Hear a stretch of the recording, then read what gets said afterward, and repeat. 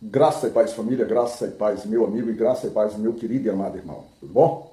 Gratidão damos a Deus, né, pela oportunidade na nossa continuada cristã, na nossa continuação de meditação de fé.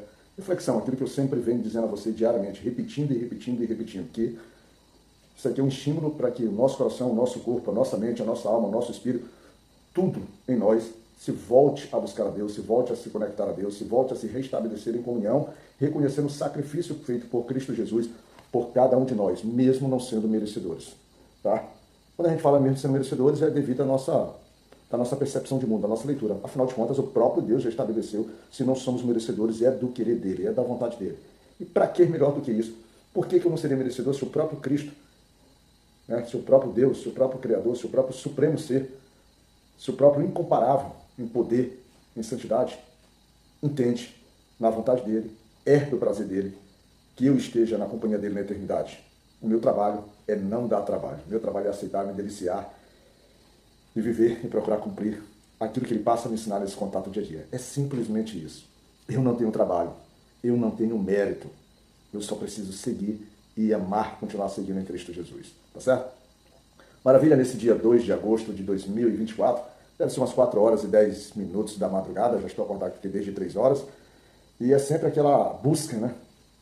Aquela busca da mensagem, são orações, são momentos, às vezes passa, vê alguma outra coisa, vê algum vídeo, sempre buscando ali uma conexão mais íntima, aquele diferencial, mesmo que seja simples. Eu sempre digo, tem muito pregador, tem muito conhecimento bíblico, tem muita gente que tem uma conexão, tem uma intimidade muito maior e muito melhor do que isso que eu trago para vocês. Não tem problema, eu trago a minha relação com Cristo, aquilo que eu tenho construído, a verdade que eu tenho vivido, e tenho pedido a Deus que verdadeiramente eu seja instrumento, canal de fé, canal da verdade de Cristo que chega até você, tá certo?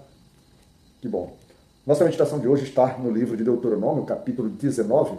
Vamos pegar o último versículo desse capítulo, que é o 21. Diz assim: não tenham dó nem piedade, o castigo será vida por vida, olho por olho, dente por dente, mão por mão, pé por pé. Nossa, que impacto, né? A gente está sempre falando do amor de Deus, né? Está sempre falando da compaixão, do perdão, mas observa aqui que aqui não está falando disso não, está falando de vingança, né? Não está falando de vingança, está falando literalmente de justiça de Deus.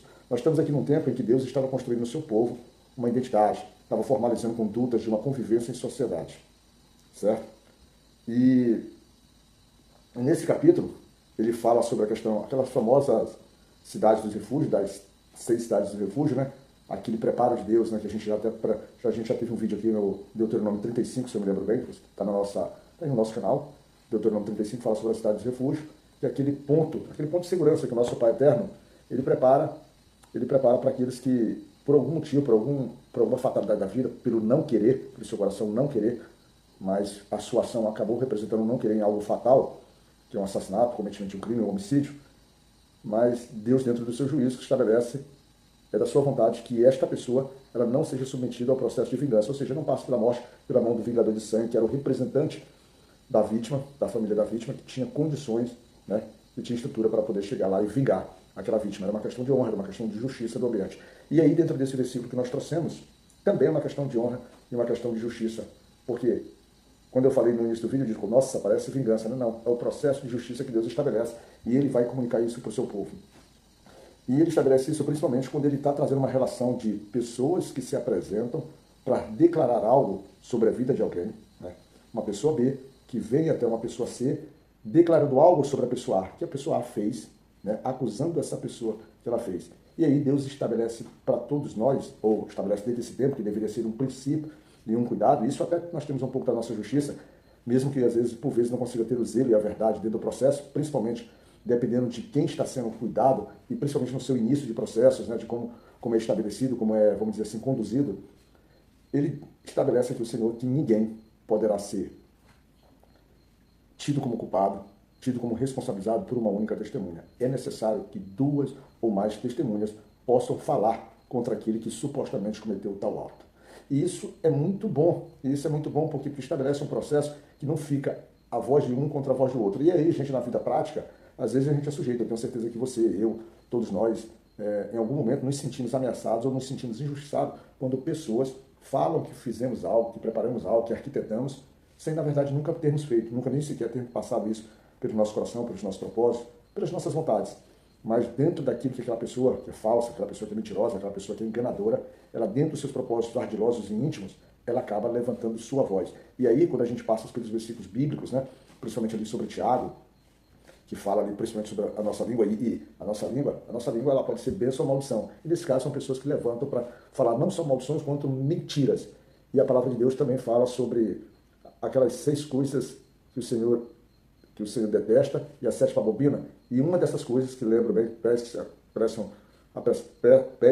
para o mal, e um dos fundamentos que incomoda bastante, que desagrada bastante o Senhor, é a língua mentirosa. Então, meu irmão, assim, de uma forma simples, direta, o que a gente precisa entender é que a gente tem que se policiar. Ou seja, a gente tem que se policiar, a gente tem que viver dentro da verdade. A palavra de Deus sempre fala que ele procura adoradores em espírito e em verdade. A gente sempre busca a questão do amor, mas lembra-se, jamais o amor vai se dissociar da verdade, porque a verdade é o próprio Cristo. Cristo é verdade, Cristo é luz, Cristo é caminho, Cristo é vida. Cristo é vida. Então, se você, na sua vida prática, na sua vida dia a dia, você ainda se permite que a sua boca e que a sua língua e a sua boca sejam utilizadas para professar mentiras, para levantar testemunho contra seu irmão, para atacar por inveja ou coisas parecidas, irmão, ainda há tempo, porque você precisa efetivamente nascer de novo. Né? Você precisa efetivamente dar um sentido à tua vida cristã, dar um sentido a essa caminhada de vida cristã. Quem dá esse sentido é Cristo. Então você precisa se permitir, você precisa largar de fazer a resistência desse processo, né? Que é, vamos dizer assim, que é a habitação de Cristo dentro de si, e se mergulhar verdadeiramente, como o profeta Ezequiel fala lá naquele capítulo de andar um côvado, que ele vai olhando um côvado, água no joelho, água no calcanhar, nos tornozelos, no joelho, e vai subindo. Ou seja, você tem que se permitir se entregar verdadeiramente em verdade. Não levanta mentiras, não levanta contendas dentro dos teus ambientes, e em especial quando você estiver se referindo, se reunindo com teus irmãos. Ou seja, não tenta mutilar, não tenta, vamos dizer assim, criar danos dentro daquilo que é o próprio corpo de Cristo. As chagas de Cristo já foram estabelecidas pelos nossos pecados lá atrás, e ele já sacrificou. Nós não devemos, nas nossas condutas, no nosso dia a dia, continuar essa prática como se a cada hora continuássemos a pregar o nosso Cristo na cruz. Irmãos, Deus é justiça, e aqui ele estabelece esse processo de justiça para te proteger, mas ele deixa bem claro, quando no final essas 2 testemunhas se apresentarem, 2 ou 3 testemunhas contra a pessoa que elas estão acusando, se apresentarem diante dos sacerdotes e dos juízes, ou seja, das autoridades que têm o dever de primar pela justiça dos homens aqui, mas conduzida pelo princípio da justiça de Deus em seus corações, em suas vidas, essas testemunhas, se forem identificadas, se levantaram falsos testemunhos, a pena que caberia àquela vítima deverá passar para eles. E com isso, certamente, como a gente está falando do Velho Testamento, era eles provavelmente estarem submetidos ao processo, ao dano da própria morte. Então, não se perca nesse processo na tua vida, não deixe que teus filhos, não permita que tua casa seja vigilante, seja cuidadoso, seja meticuloso e, principalmente, crie um ambiente, trabalhe um ambiente, fortaleça o ambiente cristão, o ambiente de dependência, o ambiente de necessidade de estar em Cristo, né? E de se firmar na verdade que é Cristo Jesus, nas suas decisões e naquilo que você tem a falar sobre o teu irmão. Seja mensageiro da verdade, seja mensageiro da alegria, seja mensageiro daquilo que Deus, daquilo que Cristo Jesus, por meio do Espírito Santo, vai te conduzir a ministrar e a pregar àqueles que estão necessitados. Seja instrumento de luz, meu irmão. Fica na graça de paz, fica nas bênçãos do Senhor, hoje, sexta-feira, né? Maravilhoso dia, e que nós possamos nos encontrar em Cristo com muita segurança junto com nossos familiares. E por fim, Deus te cuide, meu irmão.